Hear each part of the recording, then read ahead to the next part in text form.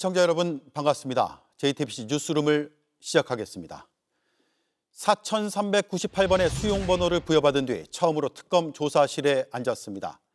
김건희 씨 손엔 수갑이 채워졌습니다. 구속전과 달리 진술 거부권을 썼습니다. 오늘 뉴스룸은 김 씨의 세 가지 혐의를 뒷받침할 단독 보도들을 준비했습니다. 그중 하나는 귀금속을 비롯한 뇌물 혐의입니다.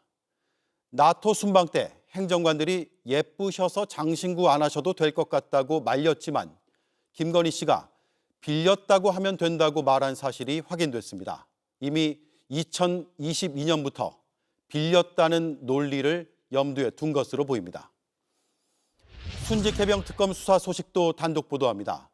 VIP 경로로 수사 외압 의혹이 커지던 그때 2천억 원대의 군 호텔인 밀리토피아의 운영권이 해병대로 넘어갔습니다.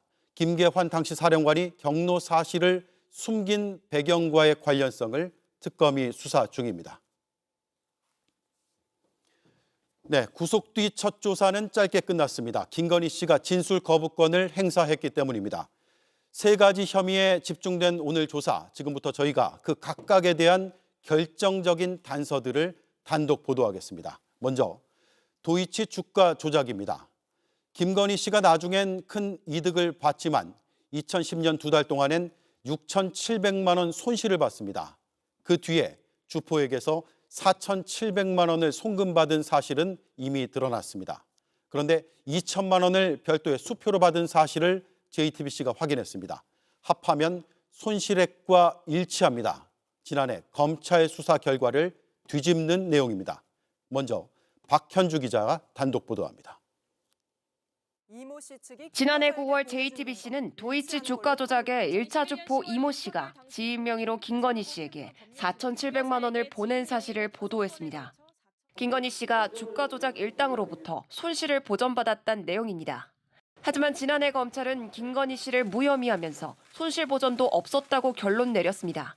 피의자가 주범들과 시세조정을 공모하였다거나 그들의 시세조정 범행을 인식 또는 예견하면서 계좌 관리를 위탁하거나 직접 주식 거래를 하였다고 보기 어려워 이 씨에게 주식을 맡겼던 2010년 1월부터 3월까지 손실이 6,700만 원이라 송금받은 4,700만 원과 맞지 않다는 이유였습니다.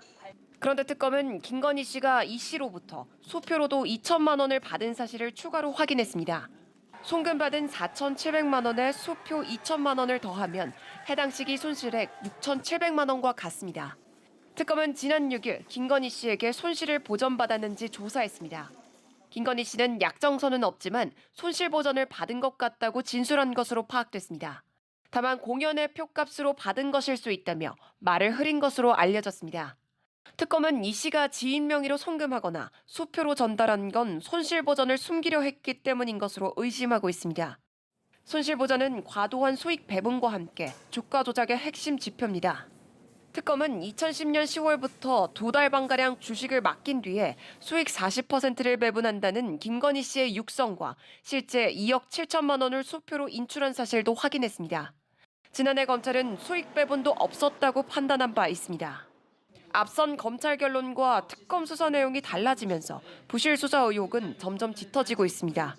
JTBC 박현주입니다. JTBC 뉴스를 시청해 주셔서 고맙습니다. 저희는 저녁 6시 30분 뉴스룸에서 뵙겠습니다.